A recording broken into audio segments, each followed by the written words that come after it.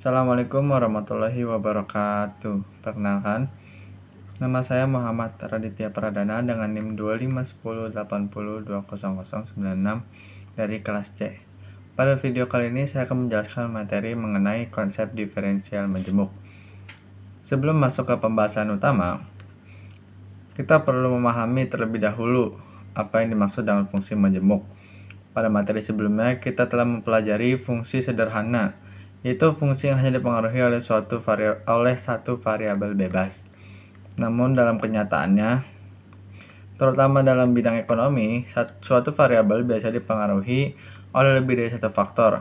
Misalnya, jumlah permintaan suatu barang tidak hanya dipengaruhi oleh harga, tetapi juga oleh pendapatan konsumen, selera masyarakat, dan harga barang lain. Karena itulah muncul konsep fungsi majemuk, yaitu fungsi memiliki lebih dari satu variabel independen.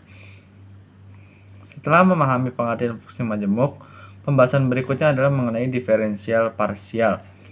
Diferensial parsial digunakan untuk mengetahui bagaimana perubahan suatu variabel ketika salah satu variabel bebas berubah, sementara variabel lainnya dianggap tetap. Jadi jika suatu fungsi memiliki dua variabel bebas, maka fungsi tersebut juga memiliki dua turunan parsial. Konsep ini sangat berguna dalam ekonomi karena dapat membantu kita mengetahui faktor mana yang paling berpengaruh terhadap perubahan suatu variabel ekonomi. Sebagai contoh, pada materi diberikan fungsi yang terdiri dari variabel X dan variabel Z. Dari fungsi tersebut, kita dapat mencari turunan terhadap X dan turunan terhadap Z. Dengan melakukan diferensiasi parsial, kita dapat melihat pengaruh masing-masing variabel secara terpisah. Dalam ekonomi, hal ini dapat diibaratkan seperti melihat pengaruh harga terhadap permintaan dengan menganggap faktor lain tetap, atau melihat pengaruh pendapatan terhadap permintaan dengan menganggap harga tetap. Setelah memperoleh turunan parsial pertama, langkah berikutnya adalah mencari turunan kedua, atau derivatif dari derivatif. Turunan kedua digunakan untuk melihat perubahan yang lebih mendalam dari suatu fungsi. Jika turunan pertama menunjukkan tingkat perubahan, maka turunan kedua menunjukkan bagaimana perubahan tersebut berkembang. Dalam bidang ekonomi, turunan kedua sering digunakan untuk menentukan apakah suatu kondisi menghasilkan keuntungan maksimum atau minimum. Selanjutnya, pada pembahasan yang sangat penting yaitu nilai ekstrim, yang terdiri dari nilai maksimum dan nilai minimum. Dalam ekonomi, tujuan utama banyak pelaku ekonomi adalah memperoleh kondisi yang paling optimal.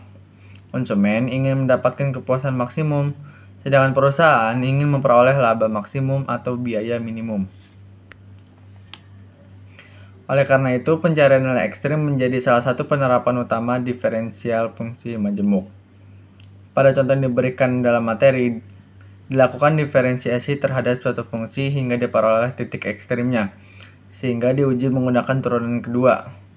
Diperoleh hasil bahwa fungsi tersebut memiliki nilai maksimum sebesar 16. Hal ini menunjukkan bahwa kombinasi nilai variabel tertentu mampu menghasilkan nilai terbaik bagi fungsi tersebut.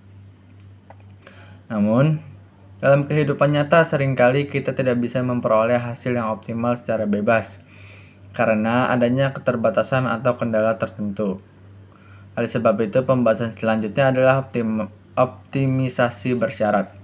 Optimisasi bersyarat merupakan proses mencari nilai maksimum atau minimum suatu fungsi yang masih harus memenuhi syarat tertentu. Sebagai contoh, seorang konsumen ingin memperoleh kepuasan sebesar mungkin, tetapi ia memiliki keterbatasan pendapatan. Begitu juga sebuah perusahaan ingin memperoleh laba maksimum, tetapi harus menyesuaikan dengan jumlah modal, tenaga kerja, atau bahan baku yang tersedia. Karena adanya kendala tersebut, diperlukan metode khusus untuk menyelesaikannya. Metode yang digunakan adalah metode pengganda Lagrange. Metode ini membantu mencari nilai optimum dari suatu fungsi yang memiliki kendala. Caranya adalah dengan menggabungkan fungsi utama dengan fungsi kendala sehingga terbentuk fungsi baru yang disebut fungsi Lagrange. Melalui metode ini, kita dapat menentukan titik maksimum maupun minimum, walaupun terdapat batasan yang harus dipenuhi. Pada contoh dalam materi, dicari nilai ekstrim dari fungsi z sama dengan 2x plus 2y dengan syarat x kuadrat plus y kuadrat sama dengan 8.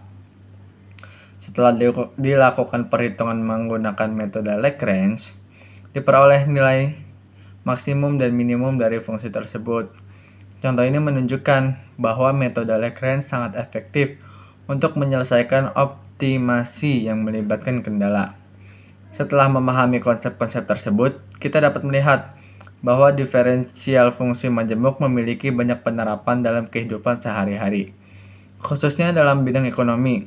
Misalnya, sebuah usaha kuliner dapat menggunakan konsep ini untuk menentukan jumlah produksi yang menghasilkan laba terbesar. Selain itu, perusahaan juga dapat menggunakannya untuk menentukan kombinasi tenaga kerja dan modal yang paling efisien, sehingga biaya dapat ditekan dan keuntungan dapat ditingkatkan. Contoh lainnya adalah dalam pengelolaan keuangan pribadi. Seseorang memiliki pendapatan terbatas, tetapi ingin memperoleh manfaat atau kepuasan sebesar mungkin dari uang yang dimilikinya. Kondisi seperti ini merupakan bentuk optimisasi bersyarat yang sering kita ketemui dalam kehidupan sehari-hari.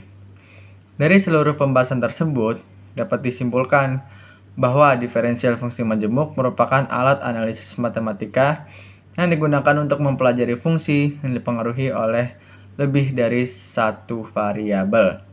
Materi ini mencakup diferensial parsial, turunan kedua, pencarian nilai maksimum dan minimum, serta optimisasi bersyarat menggunakan metode Lagrange. Dalam bidang ekonomi, konsep ini sangat penting karena membantu mengambil keputusan yang lebih efektif dan efisien dalam mencapai tujuan tertentu. Sekian materi video yang dapat saya sampaikan, kurang lebihnya mohon maaf. Wassalamualaikum warahmatullahi wabarakatuh.